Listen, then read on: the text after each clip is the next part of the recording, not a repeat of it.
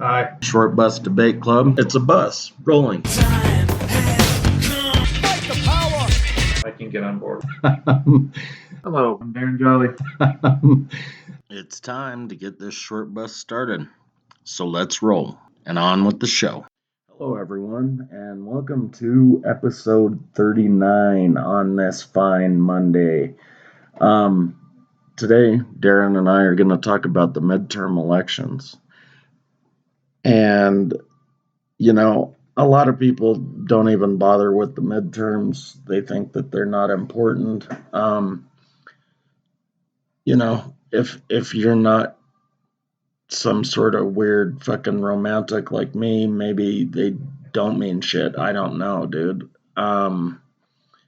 But I do think that they're important. So this midterm, I'm just going to do a quick intro and then I'll hand it over to Darren. So this midterm, we've got all 435 House seats up. So everybody's voting on the House.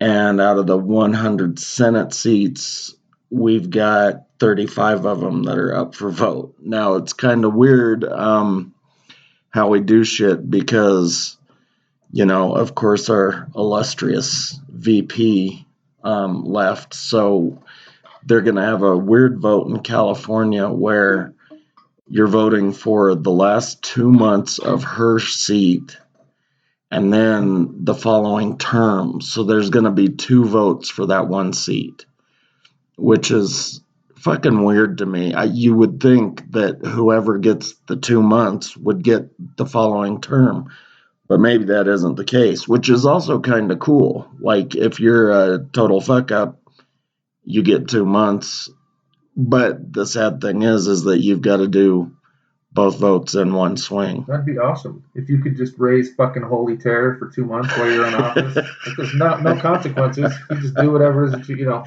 I'm going for it. Yeah. So that was basically my intro. I mean, obviously, the Republicans are fighting to get control. Right now in the House, it's a slim fucking margin. I mean, it's a total of 5 seats. 3 of them are vacant, and the other 2 are held by Democrats. Sadly, we've only got 2 independents in the Senate and none in the House. So, that's why I hate the argument that it's the devil sort of thing, or the lesser of 2 evils, Republican or Democrat. I mean, out of 535 fucking seats between House and the Senate, we have 2 independent parties. 2. That's it. One of them was in Vermont, and I think Bernie. The other one was where the fuck was the other? It doesn't matter. I mean, but even though Bernie identifies as, or his run as an independent, when he ran for president as a Democrat.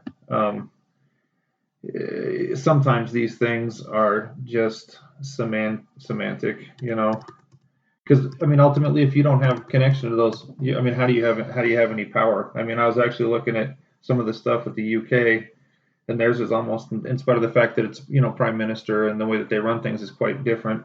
It's the Tories and it's Labour, and that's pretty much the whole.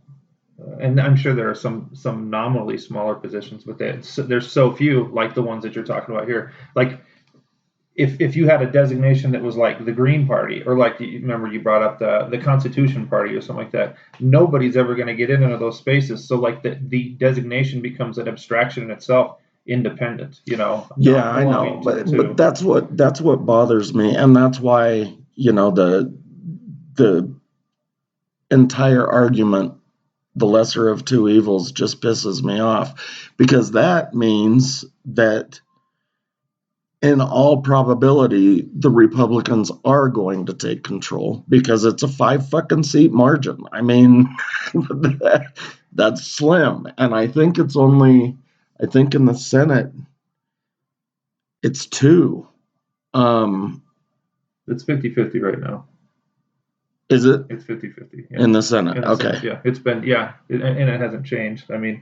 Well, it can't be 50-50 because there's two independents. But like I said, Bernie votes with Democrat, and the guy from Maine, Angus King, he generally votes along that conservative line. So I mean that's just sort of the way and the way that everything was calculated throughout the entire any major legislation was coming through was always down to, what are you gonna do because of the filibuster, what are you gonna do with regards to the places where they'll let you swing a dick like they did with the Inflation Reduction Bill. What a fucking joke that shit was. But more back to the so you said it's close, and by all measures, Republicans are gonna crush. I mean, it would be almost impossible to imagine a scenario where they don't. And it's funny because ever since Trump, when they do the polling always shows the Democrats are way better off than they normally are. But like they've been off by 8 points to 20 plus points in some of the places where these people that go out and put their questionnaires to people. But aside from that as well, presidents, like over and over again, when they're in this mid space with Clinton in '94, you can blame that on his wife to some extent with regards to the original bringing forward of lukewarm socialized medicine. But Obama got fucking crushed in 2010. They lost all the seats there too. George W. Bush didn't lose it until 2006. Well, it's happened since Johnson, though. It's like you literally you vote a president in, and then there's is there just something in our social psyche to where we want to have Well, I've noticed just from talking to people, and it is probably because like they're blaming fuel prices on Biden. They're blaming all of this stuff on Biden, and then when people start the mudslinging, via mail or TV or radio or social media or whatever, they think, oh, well, we need that counterbalance, that you were talking about the other day. And I know it was a different counterbalance, but that's what they're thinking, I think. What they should be thinking is none of these motherfuckers have anything in common with myself. Or my belief system, so I'm not going to vote for them. I'm going to vote for whomever else, someone over here, Green Party, Libertarian, whatever. But they don't. They just fucking vote for the Republican, unless you're a straight ticket Democrat or a straight ticket Republican, and then you just vote for R or D, which is retarded. I see what you did there. I get that. And you said like the buttons that they try to push, the royal they, meaning either side. I don't give a shit whether you're R, you're big R, big D. Like, and there are some interesting things in the wind with regards to the way that certain dynamics inside of parties are being reconstructed. The neocons who were so against, Clinton, the Clintons and Obama, in the rise of this sort of like new Republican position. There's been a general defection from a certain brand of Republican. They're the centrist, pro-military Republican that isn't like talking about elections being fraudulent.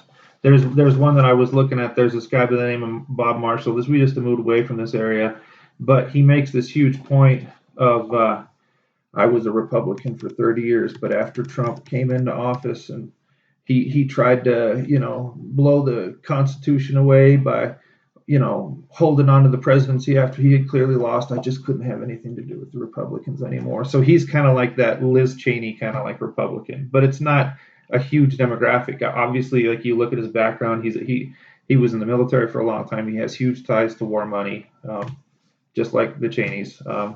But that's one new thing that's coming out, and it's kind of weird because inside of the Republican Party, you're seeing this sort of this space where there's tension. But having said that, even with that tension, the way that this is going to play out in the elections is it would be a miracle. It would be a miracle if the Democrats hung on to either one of the houses. Well, again, it's fucking tough just because of the fact that, I mean, we're talking about a 5-seat swing.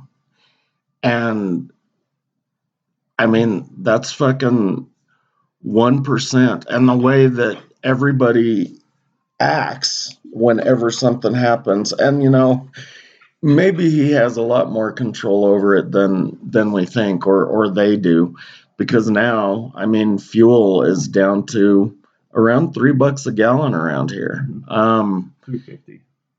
It's $3.08 right over here. It's $3.13 right over here. Most of the places that I'm seeing are $3.49. So I'm further south than you are more. Yeah. Well, I mean, it's $4 out on I-70. So, I mean, but it's coming down. And maybe that's because they want to hold on to those 5 seats. I don't know. Well, and he released a bunch of he being reserve. He released a bunch of that oil from the reserves, in spite of the fact that the Saudis are trying to, lower and try to, OPEC as a general overview is lowering their production for the world. But there was another point that you brought up that I definitely want to make sure is super clear. How is it possible that you have one party talking about crime and the rule of law, and on the other side you have people talking about Roe v. Wade, row your boat? Did you hear that one? No. Oh my God. Well, whoever fucking came up with that one should just fucking go behind the barn and row your boat. Maybe they had just watched Revenge of the Nerds. Well, if that was it, then if they put it in that context, I would be, because that'd be ballsy to say that, But they put it in that context, and we have inflation rates that are higher than anything that we've seen in the 1970s. You don't talk about anything with regards to that. I mean, it's like when you see, because you know that if a Democrat came forward and said, we're concerned about this, and these are things that we want to do, and maybe this would be the program, we'd say. Or even populist right-wing people, they could do the same fucking thing. But not a single motherfucker saying anything about anything in the economy. Well, so my belief on the thing, and that is that they don't really care because they're all the same fucking party. They're the Demopublicans, and the only thing they're doing is fighting for whatever little bit of power that they can get. And it's not even real power. It's maybe money, maybe it's blowjobs, maybe it's, whatever a congressperson gets, or a senator. Because again, it's not real power. I mean, sure, they have some power depending on what committee they're on, but not really, because then they got to fight with another 11 people or another 5 people or what, depending on the committee. There's still power in that. I mean, because they have the ability to decide what they're going to talk about and what they're not going to talk about. Right, and they can, call votes, or table things and postpone votes and do all kinds of shit depending on parliamentary procedure. I mean, there's a bunch of shit because I don't know. The whole thing I think is a fucking waste of time. And don't get me wrong, I think that mutual respect should be paid, but I don't think I have to call for Gentleman Darren Jolly to tell me his thoughts, and then after he tells me his thoughts, I've got to wait for 6 other people, and I've got to formally call them all, and then at the end they say, oh well, we're going to table this until 3 weeks from Tuesday. it just seems like a big waste of time. Vote, don't vote. Don't wait. Quit putting fucking pork into these bills. Just write a straight fucking amendment to where it's for the country, not for whatever you're trying to accomplish. It's funny listening to you talk about this process, which we both know is just obnoxiously like, it's like wading through molasses. Like, it's a fucking nightmare. But when I was the person that was badgering you so much at the beginning about voting as a thing, and it's the fact of the matter is that what it comes down to is that both of us have an affection towards the thoughts that are behind the system that we're into, but we both know that it's just so fucked up in so many different ways. And of course, like Brian, and I don't think that I'm putting words in your mouth when I say that you have a picture to where if more people were active, then certain things like a two-party system would be more difficult to maintain because everybody would sort of be looking at it. Right. But it's with that. But your picture is that's happening. But at the same time, you're still so fucking hyper cynical that like you look at what's going on in the actual process. Well, I mean, just to give you another example, and this doesn't have shit to do with the midterm elections except for the fact that they're wasting our fucking time.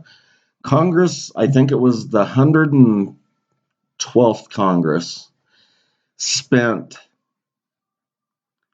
6 fucking months getting French fries taken off the federal menus because France had done something to offend us and they didn't want French fries on the menu because they wanted to call them Patriot fries. That was right after 9/11. Yeah, they spent another 6 fucking months renaming post offices for famous people that were in the general vicinity.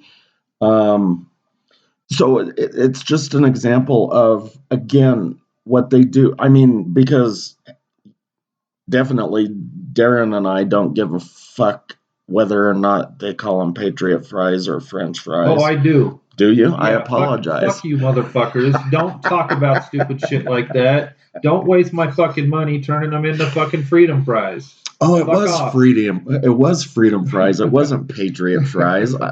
Because that would have been too closely tied to the Patriot Act, and more people would have been pissed off probably. Because you're drawing the thoughts to how they were basically telling us that we couldn't do anything and they were going to watch everything that we did from here to eternity. Yeah. And anybody who was an enemy of the state was going to automatically be classified as a terrorist. Right. Dissent. No dissent. So they waste our fucking time. And to kind of jump back to what you originally said is, yes, I do think that we need more people voting, first of all. But second of all, I think that they need to vote for who they actually want. I find it very hard to believe that everybody wanted Trump with 100% of their, beliefs. Same goes for Biden or Clinton or Reagan or whoever. Do you think anybody really wanted to vote for Hillary? That's exactly. I mean, that's what I'm saying. And so, first, let's get that number from, it was at an all-time high when Obama ran, and we ended up hitting like 67%. But let's get that number up to maybe 67% all the time. I will tell you something that's interesting in the places where they're allowing pre-voting, right? It's like Georgia, they're more than double their pre-voting for 2020. And this is a fucking midterm election. In Wisconsin, I think that was one of the other ones. They're like way up. They're like at 158% of where they were, what I was listening to earlier today. So that's good. That's awesome. At a midterm election, I mean, because then you're not giving into the illusion that you're, of the concept of a president. You see that there might be some, some propositions or something that you want to vote for on top of who it is that you're going to pick in terms of like who your local senators and Congress people are, or the ones that are on a federal level. Oh, and incidentally, 38 gubernatorial seats for this round. So, and I didn't mention those just because usually governors just choose that seat as a jumping off point to run for Senate or get president appointed or to the whatever. fucking get appointed to be the Department of Transportation or some stupid shit. Which I think is also horseshit. I mean, you should try to take care of whatever state you're in or municipality. I mean, not that he did it on purpose, but Mayor Pena ended up being the Department of Transportation guy because he built DIA. Well, he built DIA and wasted fucking millions and millions of taxpayer dollars because they had just fixed Stapleton, So he built DIA so that the federal government would notice him, and then he got a better job. It wasn't so they could film that part of Die Hard. Sorry. And that was Die Hard too. It was Die Hard too. That's right. Yeah. True classic. I'm glad you mentioned that about the pre-voting and the numbers, because one of the things I wanted to talk about with it being midterms is, depending on the party, and generally it's the Republicans, but they do a lot of tricky type shit depending on who wants to take control, right? So a lot of times they'll do redistricting. They say, well, you can't vote because you don't have this or these credentials. You don't live at this address anymore. You can't vote, whatever the case is. When they should be encouraging more people to vote.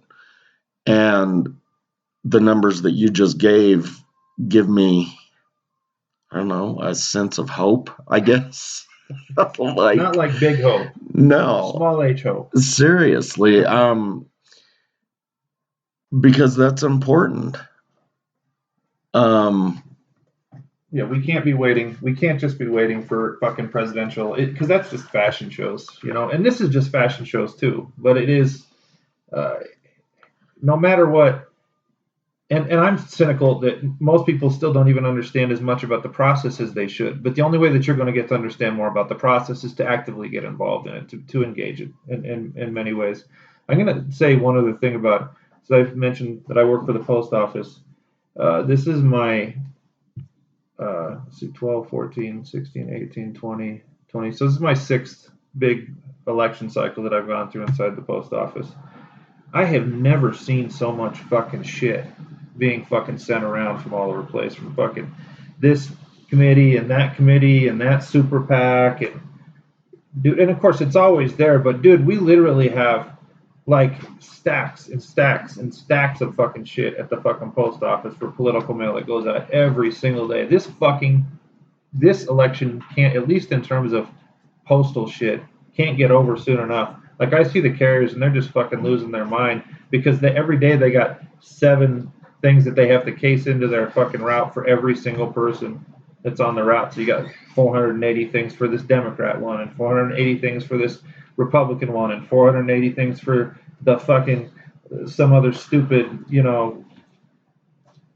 a county clerk, I mean, give me a fucking break. County clerk. And these are people, I mean, because now that the county clerk stuff is coming out, these are people that probably didn't have enough money to start back in, September, because that's when I first remember seeing the first political shit start coming out. And those are people with money. And I'm not saying that there's anything wrong with fundraising and advertising. But what I'm saying, like Darren just threw this thing on the table, and it's for, Brittany Peterson. That's not Peterson. I mean, she might pronounce it Peterson, but she's a fucking retard because the way the English language works is that's Pedersen. Okay. No? Maybe they spelled it wrong. And that's a fucking stripper name anyway. She probably shouldn't be elected just she's because got the glasses in the. Oh, that's not probably. That just makes her look like a smart stripper, which is like the smart kid on the short bus. It might be like the dirty teacher thing. Yeah. So. But they're slinging mud at her and not calling her a stripper, but they're definitely slinging mud about inflation and like it's her fault. It's not her fault. It can't be her fault. anybody that believes that it's like immediately some fucking lower level House representative in Colorado's fault about inflation is fucking a numbskull. But this was paid for by Colorado's Future. So let's see who's funding Colorado's Future.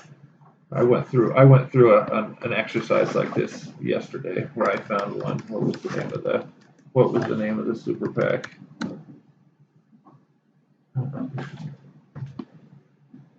I got it here. I pull it up and the fucking avalanche score comes up. Anyway, there's a lot of money behind it, and they start, thrashing people pretty early. The one that I found was for coloradosfuture.net.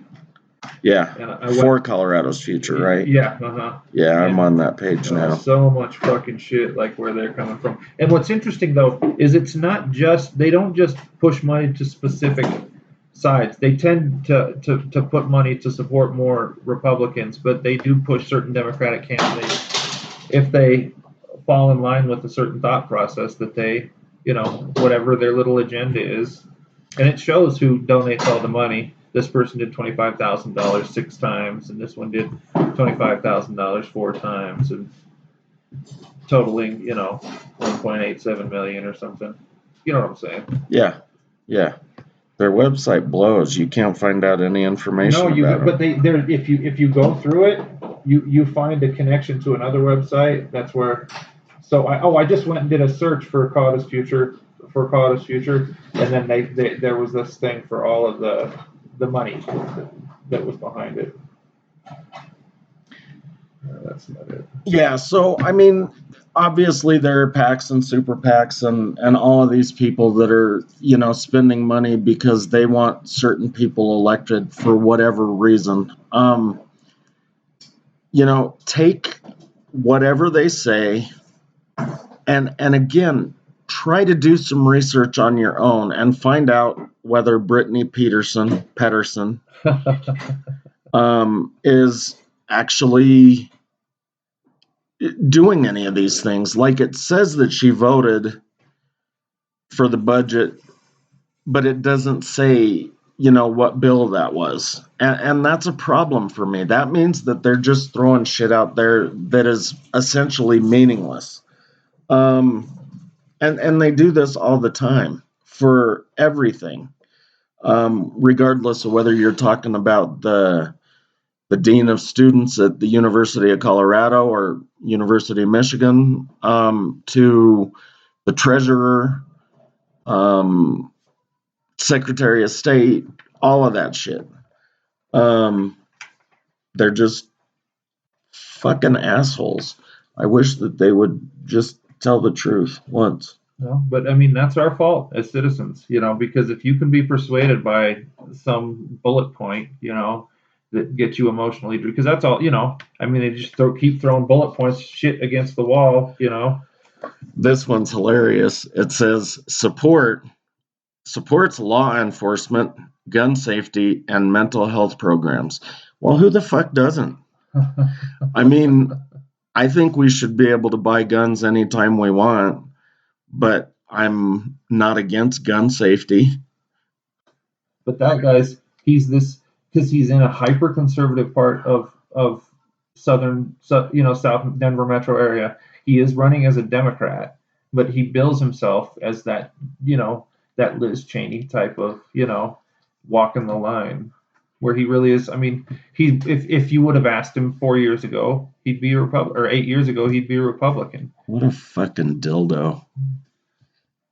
But he does want to defend the rule of law, including women's health care. That's a pretty general comment too. Yeah. He doesn't say that he's he's pro-choice or anything. No, that just means women can go to the doctor. Yeah, that's what I'm saying. Nice. It's like that's such. I mean, you say, let me say as many things without ever saying anything at all. We don't want to piss anybody off, so we just take half a position with regards to anything, so we can make everybody happy. Like, it's funny because, like, David Lynch made these great films with the concept of intentional ambiguity, but it's being stolen now. That concept is being stolen by politicians and abused. Intentional ambiguity is supposed to be for good art. It's not supposed to be for some asshole that stands there and says, I believe that women should be able to go to the doctor whenever they want to go to the doctor. They should never be stopped from going to the doctor. No, they can go whenever they want. Whenever they want. The Board of Education.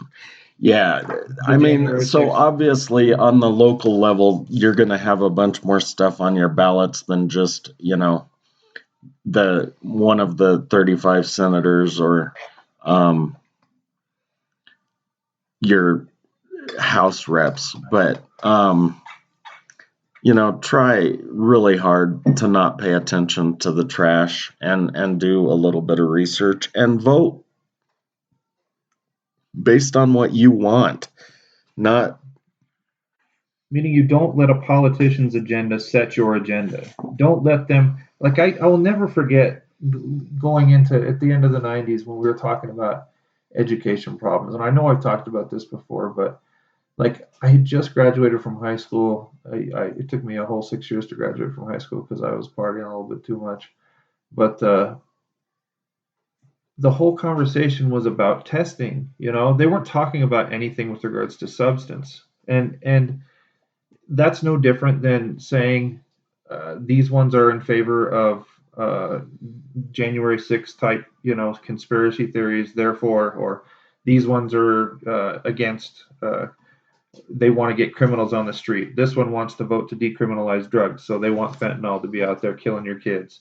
You can't allow these bullet point positions to identify what it is that you're thinking about or what you're looking for in a person that you want to connect to socially and politically. You need to have a more complicated view of the world. These people were just fucking flat ass lazy, though. I mean, I kind of appreciate what they said. It said, make no mistake, we cannot trust Vicky Pine to uphold our democracy. And then it says, check the facts. Twitter, 5/22/22. So she must have posted something on tweet? There. Yeah. They literally cite a fucking tweet. See, Twitter citations. I mean, what does this come to? It's crazy. It is not a good thing. And you were making fun of me for putting these on the table. Now you're having fun looking at the stupid shit that they're saying. Well, I was making fun of you for looking for junk mail, but I'm glad you did. I wasn't I just wanted to demonstrate that, my God, I just literally went out to the fucking mailbox and pulled all that shit out from today. I mean, that is just insanity. And it's insane to think but it is. And look, I'm not hating on anybody. Everybody's got a lot of work to do every day. I mean, we're working full time, and we're sitting here bullshitting with y'all whenever we can. And I do want to apologize. This episode is late today. This is the first time we've been late thus far, but we're still going to have it up before the day is over with. So yeah, we're not really late. It's still Monday. But that in Hawaii, that's my fault. Yeah, I don't know, dude.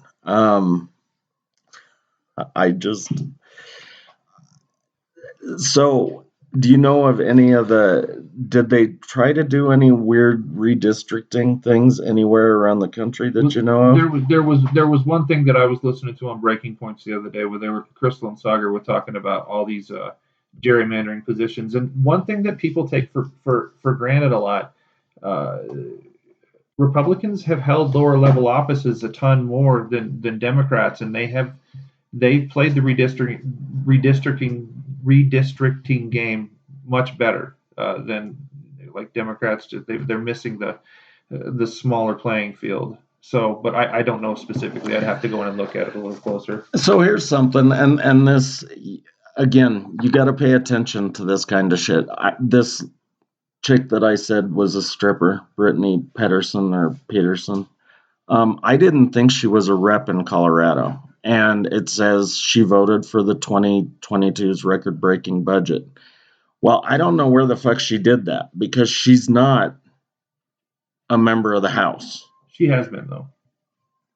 I can tell you it for sure because there was this triad of people that I knew. I didn't know her personally, but I knew the other two personally when we did our APT meetings. This kid, Chris, I'm not going to say anything about his last name or anything, but if you guys do dig enough, you'll be able to figure it out.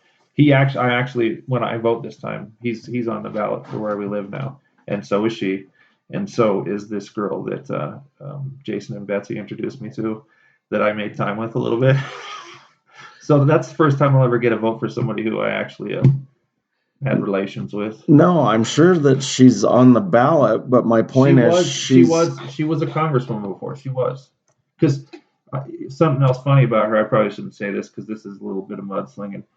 We have a thing of letters that she owes postage dues on because she ran her stuff out of our PO box section in the past. So she had a seat and she lost the seat. So she's been I'm 98% sure I'm not wrong. I can see you're looking hard. You don't believe me? No, I believe you. I just had pulled up the. I think she should pay her postage dues, though. I really do. So I've got a thing about Nancy Pelosi talking to her.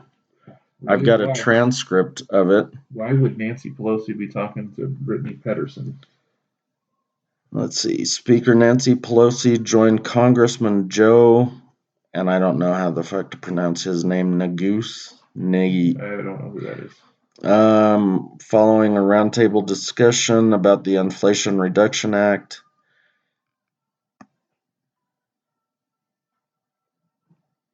Yeah, she thanks her for being there, but that's it. When was she it doesn't fucking matter. We're going way off topic. Yeah. But that's kind of my point, is that you got to kind of do research on this. And if she did vote for it, then they should tell you what the fucking name of the bill was. And that goes for anything in your state or whatever. And you don't have to do a lot of research. But it probably would help. So she's a member of the state Senate. State, okay. But she's running. This is her first run for U.S. She's running for U.S. House Representative. Right. So that's that. Her history is at that, and that's where Chris is at the state level, and that girl that I can't remember her name.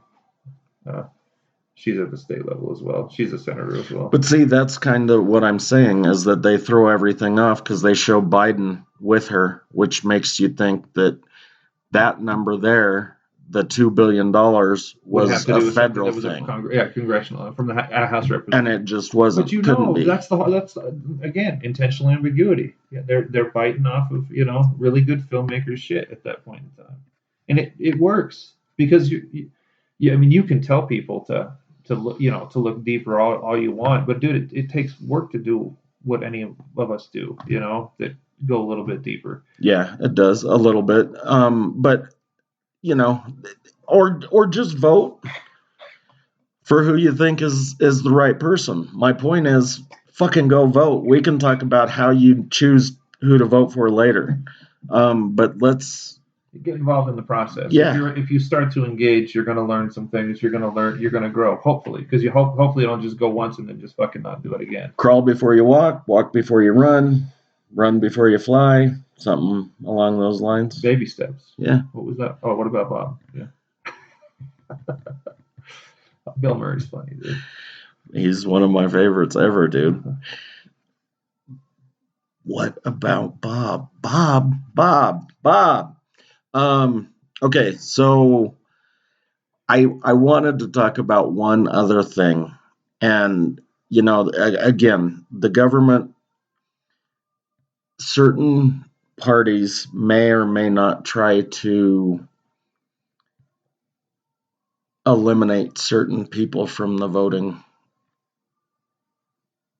population. And they're doing it in different states. I know Texas is one of them. Oklahoma is one of them. Colorado had a couple of things. Tennessee was one of them. I think that's why part of the reason why that early voting is going off in Georgia so heavy. Because they're trying to make sure that they're not going to get disenfranchised with all the. And I want to make sure and commend them on that. And that's what I was going to say too, is that the government seems to be trying to make it easier for a lot of people to vote. Now, again, this probably makes certain parties very unhappy.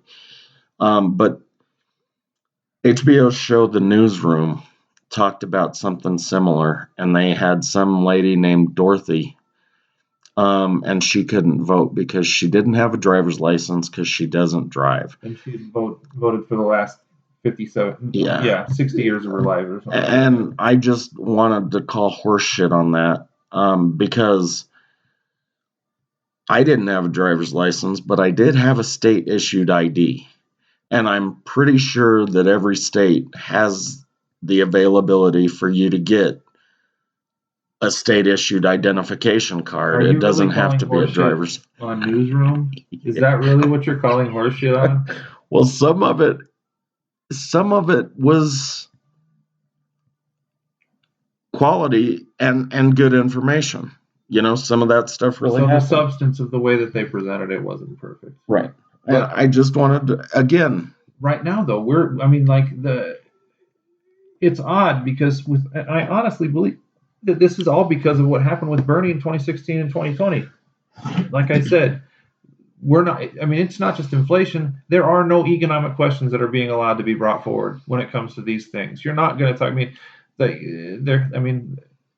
anything that would talk about helping people out financially is squashed. Child tax credit is not going to come up.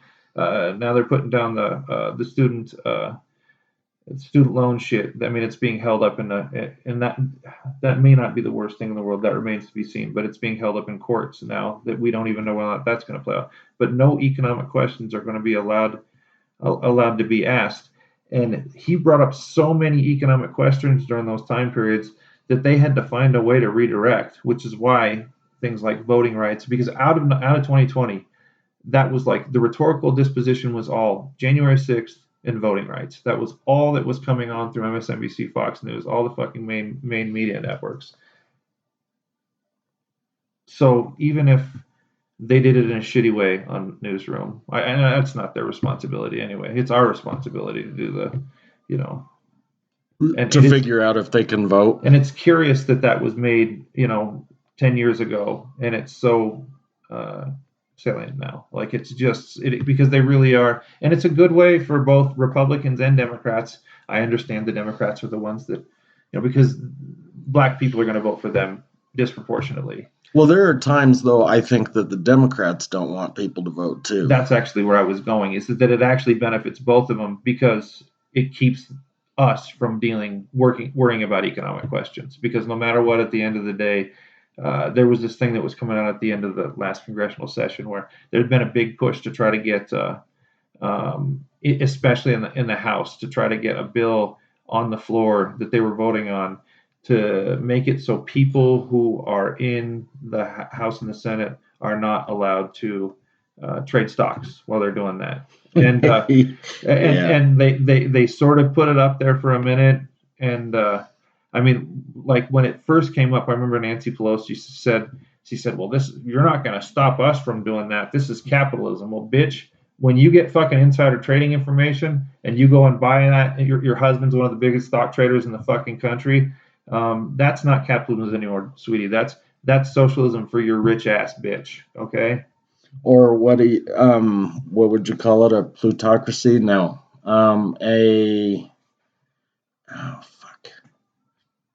Anyway, it's definitely just like some corrupt insider bullshit. And that's kind of goes back to that power shit that I was talking about before. Oh, it's a kleptocracy. Okay, yeah. Stealing. Yeah. So regardless of what the power is, but I really still think if we do it, we can fucking take the power back. So however they, or at least start to, again, crawl, run, or crawl, walk, run.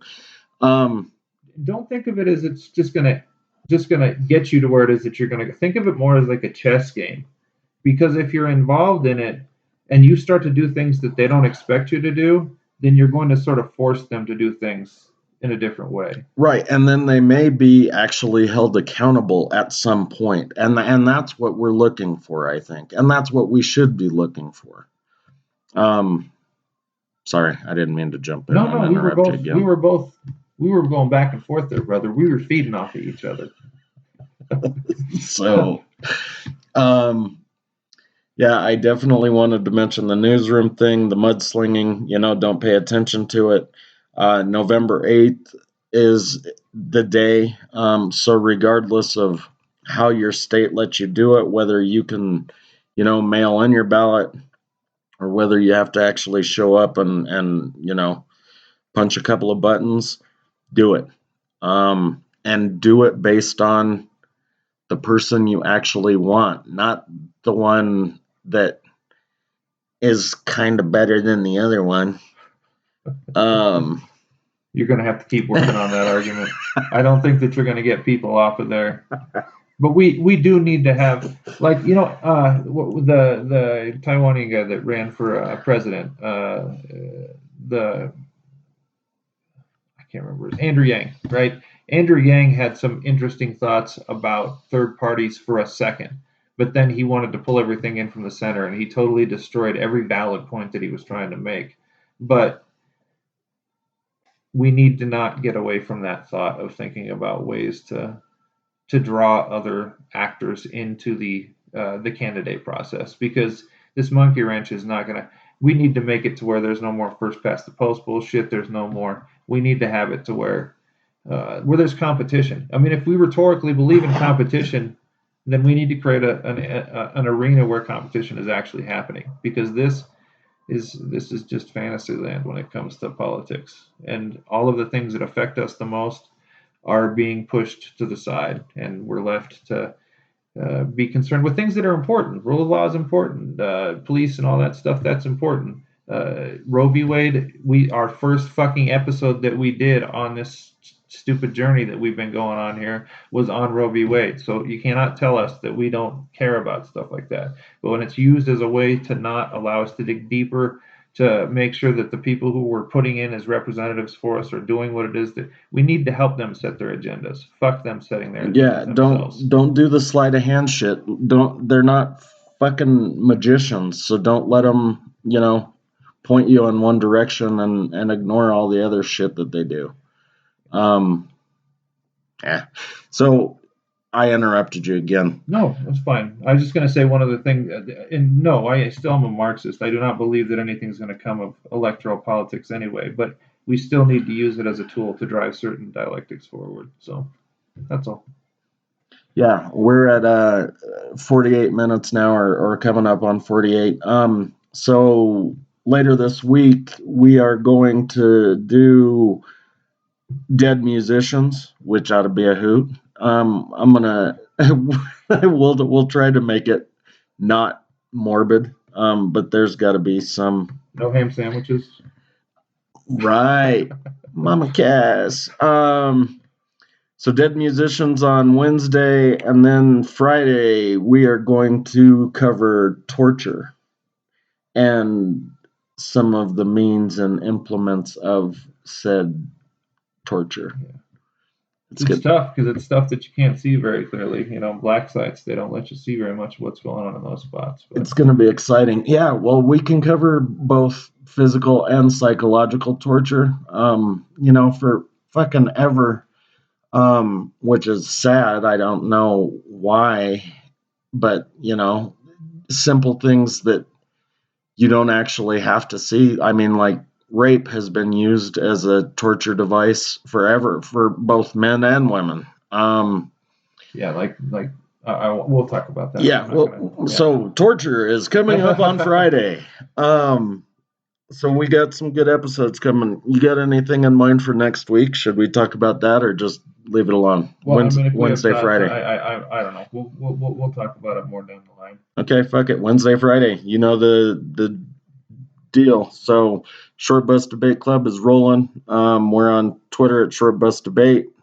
TikTok Short Bus Debate Club. 720-334-ROLL. And what's our email address? Oh yeah, it's shortbusdebateclub at Yahoo. So please feel free to contact us on any of those. Even the people who listen to us from Maryland. Yeah, I'm interested in what you have to say, you fucking cocksuckers. Other than Janae, because we know that she's the one real person that's listening out there. Yeah, analyst.